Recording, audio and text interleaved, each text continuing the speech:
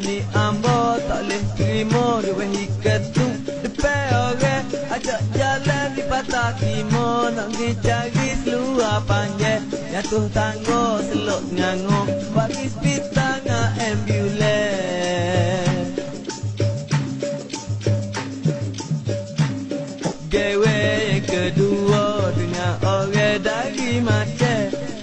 ni anak dara tapi heret kecil caca atas mesej tu bek jumpa nak pergi jalan pasar malam mujo ada rejo cerita kata dia tu ponek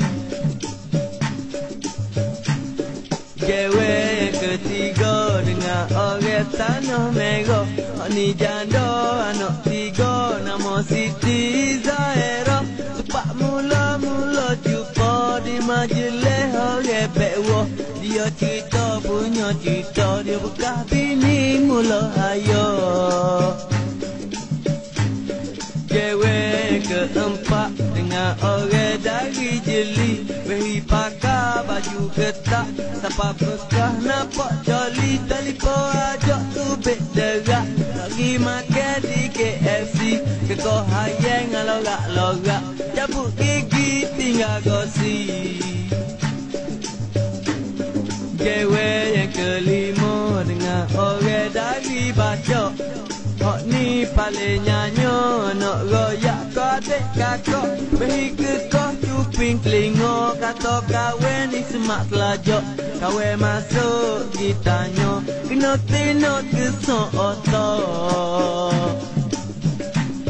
gawe yang keenam dengan orang dari Tupak hak ni lawa rupa comel body gitar rambut karak dalam hati kawet kena suruh orang masuk ikat bila siapa hari nak tunai kabar mati panuh kelak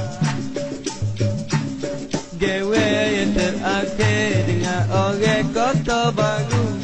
kecek dia tak say kode mesej dengan muka buku fikir punya fikir ajak jumpa ceria palsu sampai tepat dia paling buat isyarat kena kau bisu kita orang jatuh kena tilik kena lehat kalau nak cari gawe kena demo masuk